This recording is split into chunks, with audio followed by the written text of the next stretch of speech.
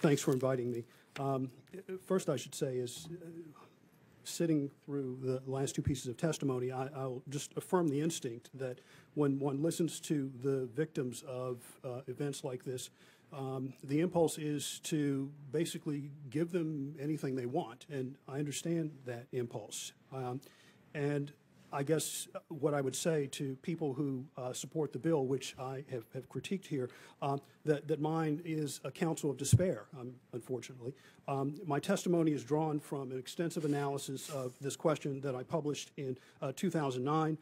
My core point here is that the classifications established by Senate 150 are unsustainable under the lowest level of constitutional review, that they fail even to meet the rudimentary rational basis requirements.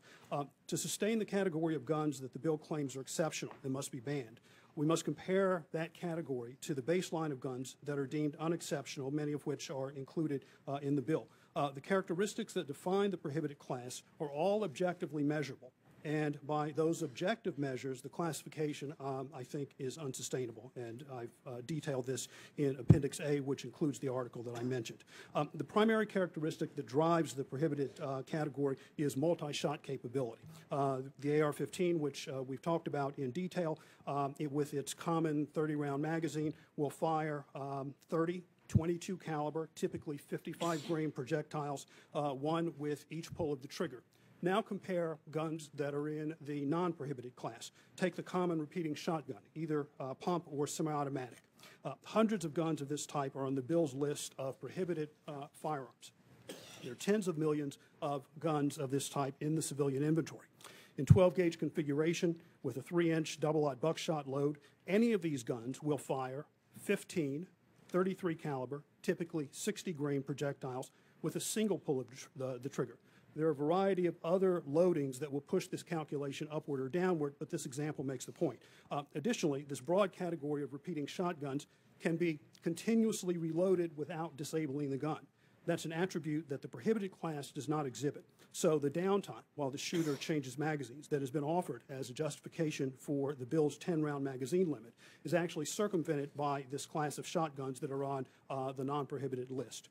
Another claim that supposedly distinguishes the prohibited class of guns is that they are equipped with pistol grips or barrel shrouds, and those things, it is claimed, contribute to unaimed spray firing or firing a cloud of projectiles without aiming. This actually better describes shotgun technology. The shotgun actually does fire a cloud of projectiles that spreads as it moves downrange. Now, these basic points are confirmed by the United States Army assessment of whether the shotgun in battle is consistent with the laws of war. A version of this analysis appears in a 1997 article published in the Army Lawyer. Some excerpts I've included in my testimony. The Army assessment relies centrally on an early analysis by Brigadier General Samuel T. Ansel, whose evaluation continues to form the position of the United States as to the legality of the shotgun in combat. General Ansel's critique was prepared actually in response to a formal complaint by the German government in World War I, charging that the Model 1897 pump shotgun, then in use by U.S. troops, was so destructive that it violated the laws of war. General Ansel's response was this: the shotgun finds its class or analogy as to purpose and effect in many modern weapons. The dispersion of the shotgun pellets is adapted to the necessary purpose of putting out of action one or more of the charging enemy with each shot of the gun. And in this respect, it is exactly analogous to shrapnel shells or a machine gun discharging a spray of bullets. The 1997 assessment goes on to describe a British analysis of the combat shotgun, which reports that to a range of 30 yards, the probability of hitting a man-sized target with a shotgun was superior to all other weapons. On this measure, it was superior to the assault rifle, and this is the assault rifle as technically described, that is fully automatic, firing an intermediate cartridge, and superior to the submachine gun, firing a 5-round burst. When gauged against these objectively measurable characteristics, the rhetoric that defines the prohibited class in Senate 150 not only inaccurately describes the class, but more accurately describes guns that Senate 150 classifies as less dangerous and places on a companion list of good guns. That renders the bill, I'm afraid, incoherent, and that renders the bill unable to pass rudimentary rational basis analysis. My detailed testimony goes in far more depth with regard to other characteristics of this type. My overall assessment here is this. Guns are dangerous. All of them are dangerous. As a class, they are exceptionally deadly, particularly when deployed against unarmed and defenseless people. And on that score, I fear that the conversation we've been having about this particular type of gun is a distraction from the broader issues. Thank you very much, Mr. Johnson. Mr. Hardy? Thank you, Madam Chairman and members of the committee. I think Professor Johnson has ably demonstrated that the S-150 cannot pass rational basis scrutiny because it simply arbitrarily discriminates among different things. I would point out in addition that S-150 would mark the most extensive gun ban in the history of this republic. The 1994 ban listed 19 brands of firearms that could not be made. S-150 lists over 150. The 1994 ban banned firearms with a pistol grip that protruded below the rest of the firearm. S-150 simply bans any gun with a pistol grip. And I would point out that virtually every, the only reason I can't say every is because I haven't examined everyone, but every rifle and shotgun, semi-automatic, made today has a pistol grip. It's not a separate pistol grip, it's just the area that your hand fits around makes it more comfortable to fire. So essentially, this would ban any semi-automatic long arm that has a replaceable magazine.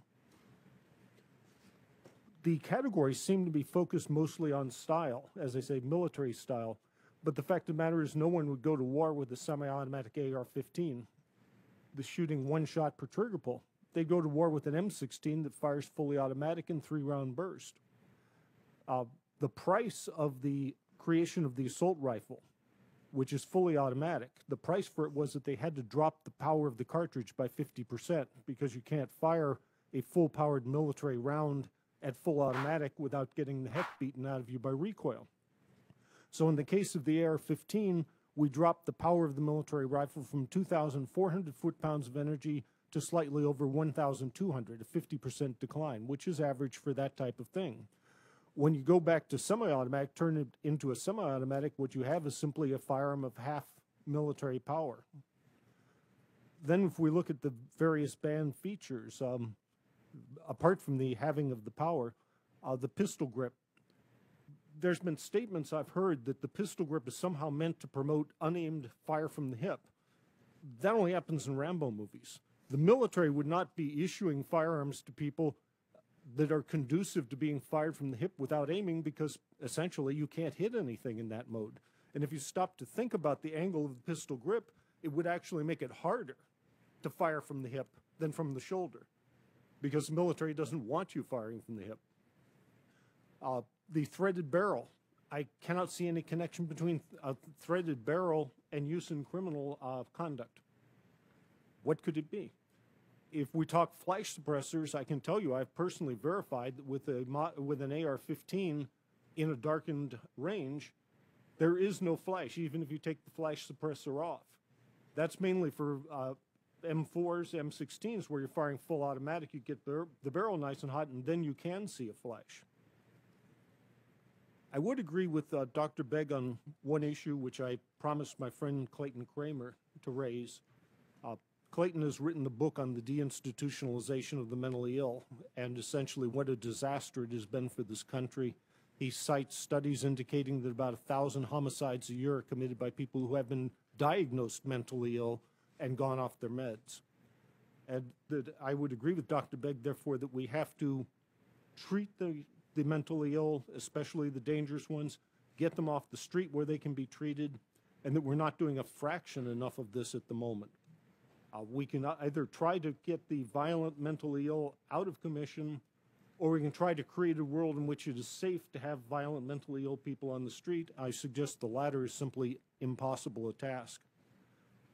I think that one of the arbitrary features of S-150 is illustrated by a comparison of two firearms, the AR-15 and the Mini-14. Both shoot the same cartridge, the .223. Both take 20 to 30 round magazines. Both shoot at the same rate of fire, 1 shot per trigger pull. Both weigh about the same and have about the same length. The AR-15 is classed under the bill as one of the prohibited forms of firearm. The Mini-14 is listed specifically under the sections which exempt it from any possible ban. Yet the 2 firearms are functionally identical. The only difference is one of them has a wooden stock and the other has a plastic one. I think, as Professor Johnson pointed out, to pass any level of scrutiny, there has to be a relationship between the statute, a provable relationship between the statute and an important social goal. And it must not unnecessarily impact lawful exercises of rights. I think we can see that S-150's categories have no relationship to criminal use and that they exempt or control firearms of exactly the same type. I would point out one last thing, which is as far as burdening rights, there was only one Adam Lanza. There was only one Seng Hui Chu. But S-150 attempts to deal with their cases, their violent cases, by regulating the other 300 million Americans' conduct of their exercise of their constitutional rights. S-150's arbitrary standards fail any test for constitutionality and, for that matter, for wise social policy. Thank you. Thank you very much, Mr. Hardy. Representative Adams, welcome. Thank you, Madam Chair. And before I begin, I would like to state that my thoughts and prayers go out to the families, first responders, and the community of Newtown. I am here as a mother, grandmother, former deputy sheriff, and former legislator. This issue is not political to me, but it is personal. I spent over 17 years as a law enforcement officer in Orange County, Florida, during which time I had the unfortunate experience of looking down the barrel of a rifle with the assailant's finger on the trigger, knowing that if that trigger were pulled, I would not be here today. I have also experienced the fear that grasps you when the lasered sight from a 9mm Desert Eagle puts a dot on you. I tell you this so that you know that my comments here today are not based on any political motivation, but on my personal beliefs and experiences. As someone with a law enforcement background, I naturally consider whether a legislative proposal made under the banner of public safety would truly contribute to that worthy objective. Concerning the proposal to ban a wide variety of semi-automatic rifles, shotguns, and handguns, and ammunition magazines that hold 11 or more rounds, I think it's an easy question to answer. When Congress approved the 1994 ban, it required that a study of the ban's effectiveness be conducted. That study found that the banned weapons and magazines were never involved in more than a modest fraction of all gun murders. Several years later, a follow-up study found that assault weapons were used in a particularly small percentage of gun crimes, and that assailants fire less than 4 shots on average, a number well within the 10-round magazine limit imposed by the ban. Given the outcome of these studies and the fact that the nation's murder rate, which was already in decline prior to the 1994 ban, continues to decrease, legislation that seeks to ban semi-automatic firearms and restrict magazine capacity will not address the root causes of America's violent crime problem or greatly contribute to public safety. Because it is not the lack of laws that is a problem, it is the lack of enforcement of existing laws. 10 years ago, I ran for office because I watched as elected officials pass feel-good legislation without any regard for implementation and enforcement of such laws. As a law enforcement officer, I saw firsthand how difficult it was to convince state and federal agencies to prosecute criminals for illegal gun possession or other crimes. The attitude of many of the prosecutors that I worked with was that these type of crimes were nuisance cases that were a drain on their resources. If we do not prosecute those who try to purchase firearms illegally or possess firearms illegally, then what good does it do to pass more laws? In addition to enforcing already existing laws for prosecution, we must get a handle on how to keep firearms out of the hands of the mentally ill, a problem that my state of Florida has proactively addressed over the past 7 years. In 2006, as a member of the Florida House of Representatives, I sponsored House Bill 151, which required the state to create and maintain a database of persons adjudicated mentally defective or committed to mental institutions. The bill also required that authorized law enforcement to disclose the collected data to federal government agencies and other states for use exclusively in determining the lawfulness of a firearm sale or transfer. 2 years later, another bill I sponsored expanded the use of the mental health database so that law enforcement could also check residents applying for concealed carry permits and firearm licenses, and expanded the definition of adjudicated mentally defective to include those involuntarily committed to outpatient mental health treatment centers. Both of these bills are excellent examples of laws that improve public safety by keeping firearms out of the hands of the mentally ill without endangering the freedoms of law-abiding gun owners. We are at a turning point now. You have an opportunity to do what is right, and that may not be the easiest route. It is not time for feel-good legislation so you can say you did something, but it is time for a true discussion on the culture of violence and how to prevent more violent crime. Thank you.